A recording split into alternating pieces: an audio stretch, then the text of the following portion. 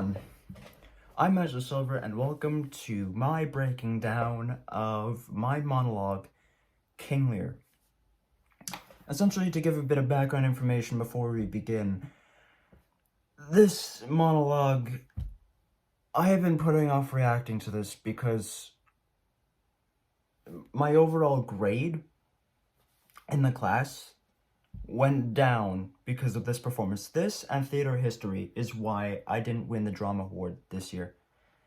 So I have a much more aggressive and negative look on this performance than I already did, which has made me very hesitant to watch this performance, I gotta be honest with you guys.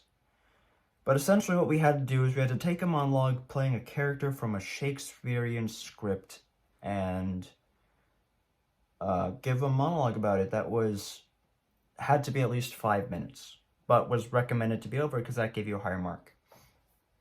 What I did is I watched a couple versions of King Lear after it was recommended to me, and then I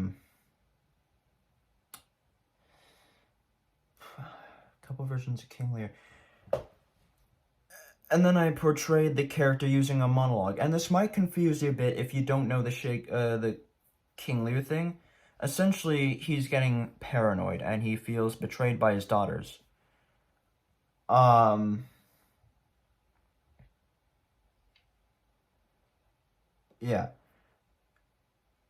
Anyway, just to give a bit of background information, because this one I used a lot of method acting for. Like, I think if there was any performance this year I used method acting for more than any other, it was King Lear. So just to break it down to what method acting I used, so that way you understand where I'm coming from. I rewatched the first Spider-Man film a couple times to understand Willem Dafoe's Norman Osborn, his relationship with Harry and Peter, and how he loves them, and then he feels betrayed by Peter, and all that. That was what I wanted to capture with this, because King Lear's a dad feeling betrayed by his daughters. And also I listened to the soundtrack from The Amazing Spider-Man 2. Specifically, I listened to My Enemy by Hans Zimmer, as well as Still Crazy by Hans Zimmer. So that gives context. I listened to those on loop to get in the mood of King Lear. Yeah, so anyways, let's get started. I've wasted enough time trying to give background information. There's probably more I did. I ran through that presentation, I don't know how many times in the mirror. You can even ask Bree in them. I could say that thing as fast as Eminem at one point. I probably couldn't show you right now because honestly it's, as you can see by how long it's been on YouTube, it's been like a month since I've done it, so I'm not as capable as I was before.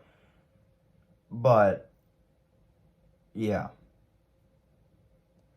this was initially what I thought was going to be a great performance, and then I somehow did much worse than I expected to. So, let us begin. I'm just put this over here.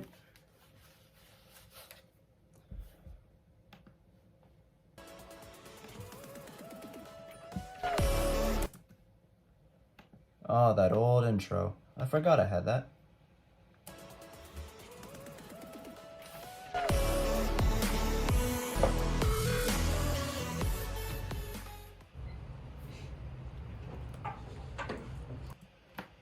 Wait, okay, so I want to talk set, because set, honestly, I never thought too much about set when I was doing this, and I probably should have thought about it more. These were kind of a last minute thing. Essentially, this was supposed to be my, like, throne room or something, my desk, where I kind of sit to be alone for a while. I don't know if King Lear actually had that, but that was what I was trying to go for. Unfortunately, whoever my tech crew was did a horrible job of this. Like, it was done really well, the tech day, and they just threw this, and this was my background, which was I didn't even realize until after the performance, and that is a little embarrassing, to be honest with you.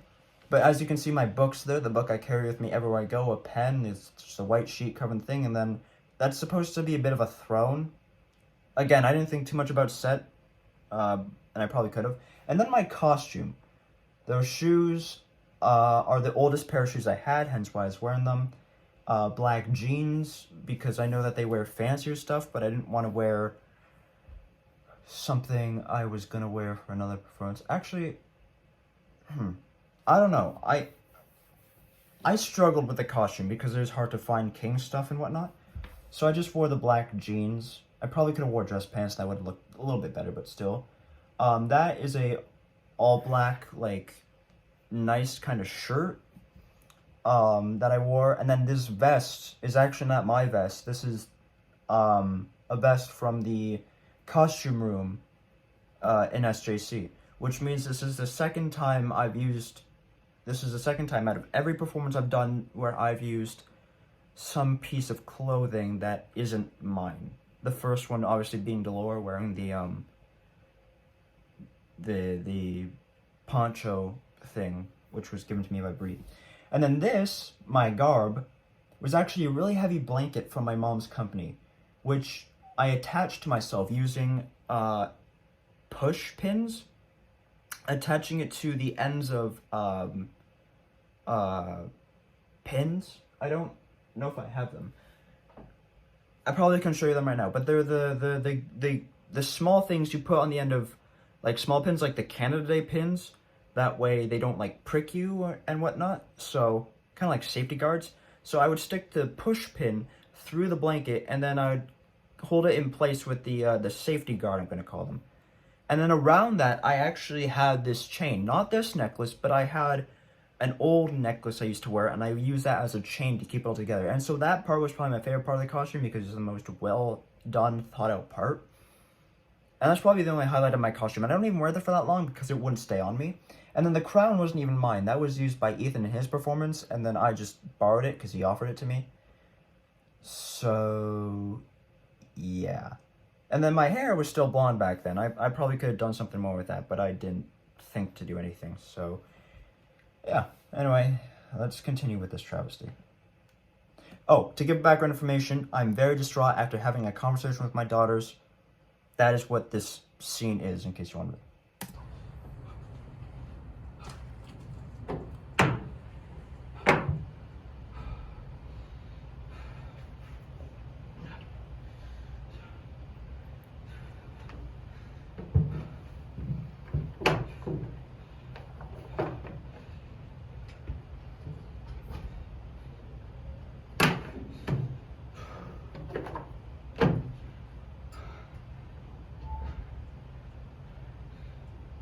I gave you all.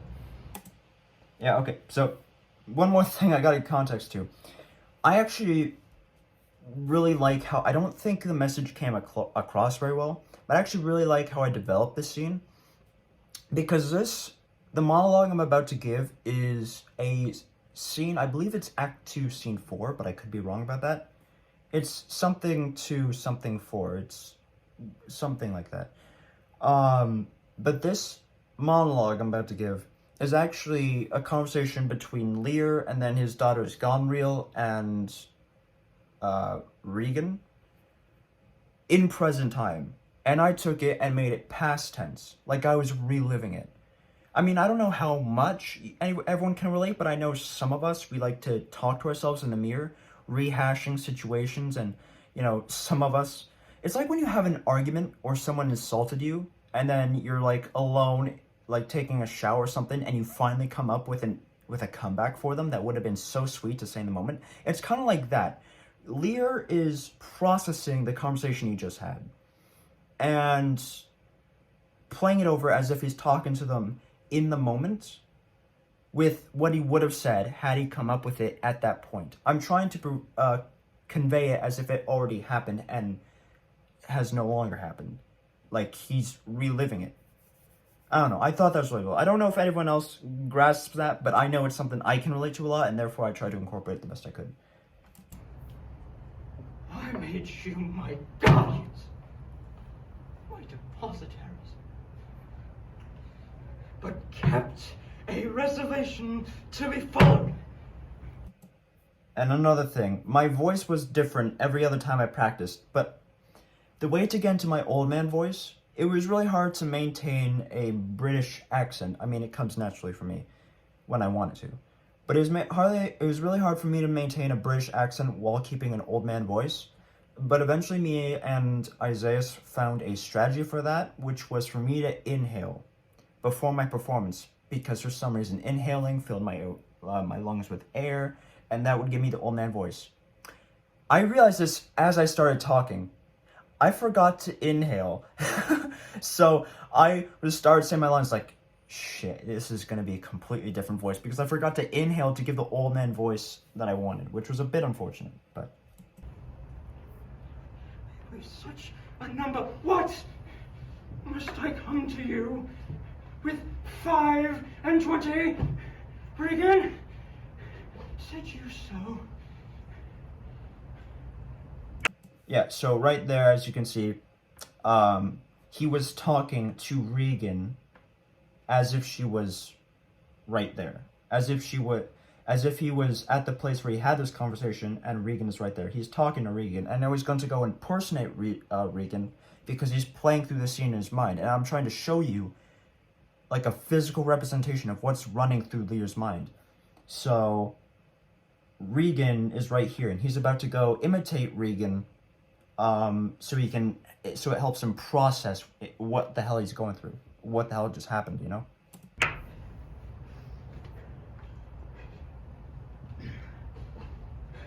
See, he's scaling and everything. And speaks again, my lord. No more with me. Those wicked creatures yet do look well favored. When others are more wicked, not being the worst stands in some rank of praise.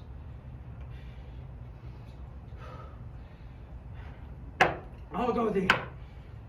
Die. Also, another thing I just remembered, I know I keep pausing a lot, but that's the point of breakdowns. I'm breaking down every detail. You want to just watch the video, you go watch the original video, link in the description below. But if you're wondering why I'm breathing so much, it's because Isaiah actually, a few minutes before my performance, gave me a really good idea, which was to sound out of breath to help pad the runtime. Because I'm an old man, right? Lear's old, and I probably could have conveyed that better in my costume, but Lear's an old man. So he doesn't have the lungs like he used to. So him yelling and all this and just coming back from a long, disastrous conversation and giving this kind of tangent rant, he's obviously exerting his lungs more than he probably should. So obviously he has to collect air as he speaks, because he has just so much to say and he can barely keep up with, you know, how old he is. So that's another part. Another minute detail I gotta thank Isaiah for, because Isaiah has been a tremendous help to me in a lot of my performances, so it's really great to have him around. 50 doth double 25, and thou art twice her love.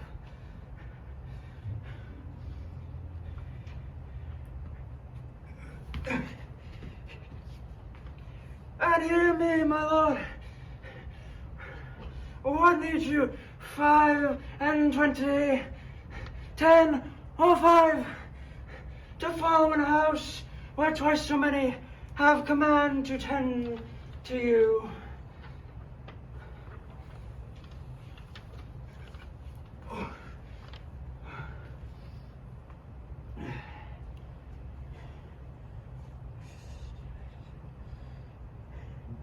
What need you want?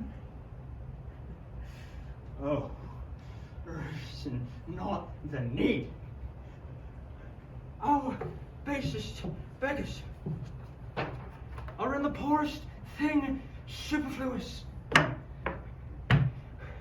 Allow not nature more than nature needs. Man's lives as cheap as beasts, and thou art a lady!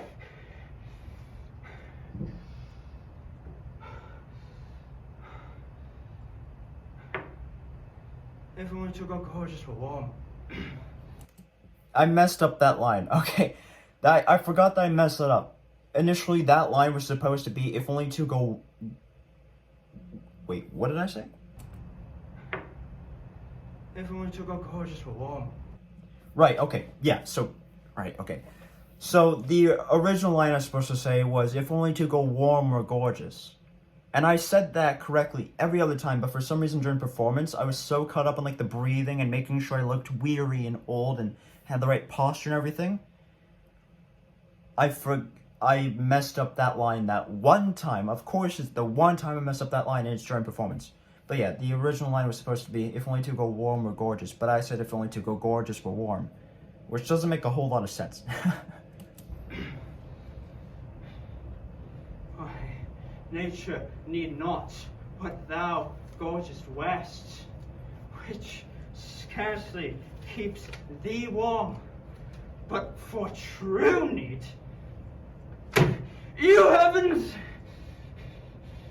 give me the patience I need. You see me here, you gods, a poor old man, full of grief, his age, pitched in both.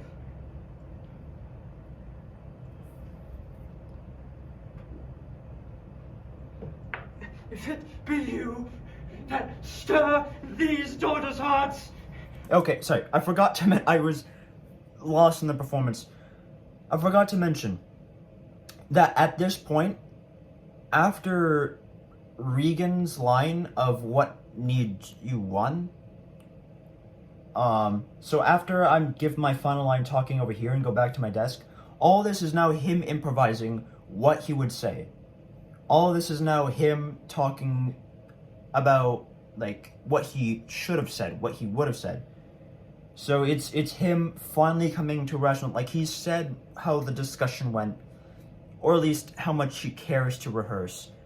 And he's now formulating his own opinion now that he has time to breathe and he has time to process.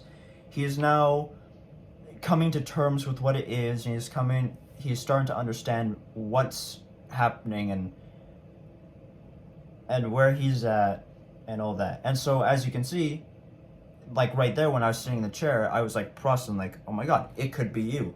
If it be you that stole these daughters' hearts, like I blame God for a minute there. And also, this was this I thought about doing on the day of performance day. Like this wasn't rehearsed before. So initially I had I would walk around the table and stand right here and show the picture, and then I'd rip it, and that would start the Artaud scene. But to make more, like, I didn't really have a reason to come here, so I thought about this last minute. I put the picture at the edge of the table, and then when I was grabbing my crown, I would accidentally knock it off, and that would give me the reason to go over here. I thought that was very clever. As you can see, I put a lot of thought into this, hence why I'm very pissed off that it cost me some marks. Against their father, fool me not so much to bear it tamely. Touch me with noble anger, and let not these women's weapons, what a choice, stain my man's cheeks. Yeah, so it looks a little bit more obvious now that I pointed out, but yeah, I knocked it over with my crown, and that gave the incentive that I was talking about.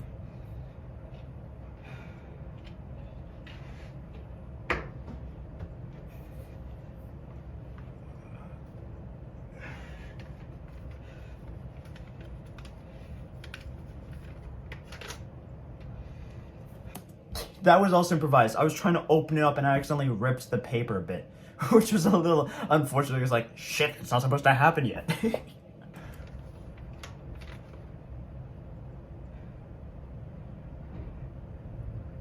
No, you unnatural hags.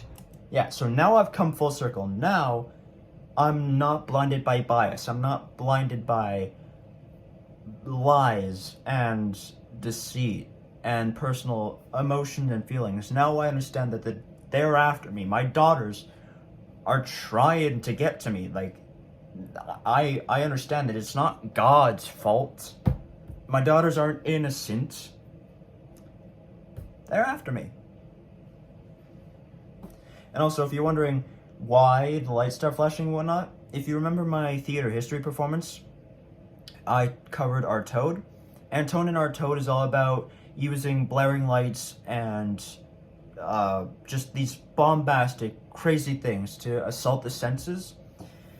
So we had to use like 2 or 3 different drama theorists and incorporate them into our performance. So my first one was obviously method acting, which was Lee Strasberg and I believe Stanislavski. And then my other one was Antonin Our Toad, because obviously I'm an expert on it. I did a whole presentation on it. So that's why the lights start blaring. And I think I put it in the right spot. I think it was decent.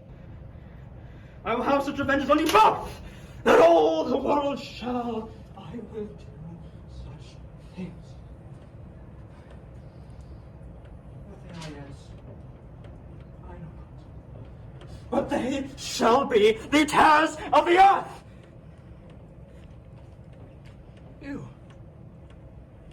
think I'll weep? No, I'll not weep. I have full cause of weeping. But my heart shall break into 100,000 flaws, or I'll weep. That was also improvised on the day. Oh, fool. I'll go mad!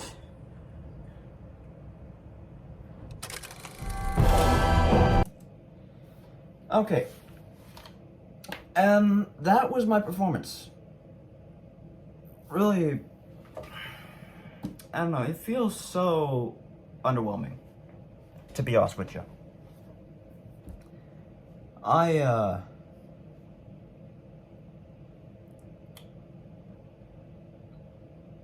don't know. Everyone says I did my monologue last year much better, and maybe they're right. I don't really have a preference. I don't really care.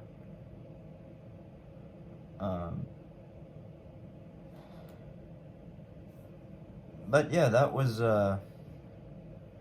my monologue. I don't think I'm missing anything. I'm not too sure.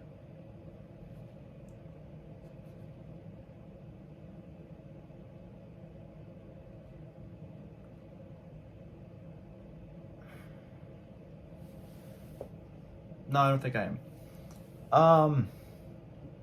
But yeah, that was my monologue. Obviously, it has its issues, and I hate it a lot more now than I did before. So, it's in a negative light for me, but you're allowed to think what you want. Apparently this was hard for some people to understand, which, honestly, I found quite shocking. Isaias understood me no matter how old man I went. Isaias understood me really well when I spoke. So did Gabriel. So did Bree. But everyone else, apparently, some of them had a hard time hearing me, so, yeah. Next up, we break down my culminating performance, which was Scene 4, the entirety of Scene 4 by, In the Time of Your Life by William Saroyan. So, until then, thank you guys so much for watching. I'm Ezra, so like on subscribe for more of this, more game vlogs, whatever else comes. I'll see you all very, very soon. Later, guys.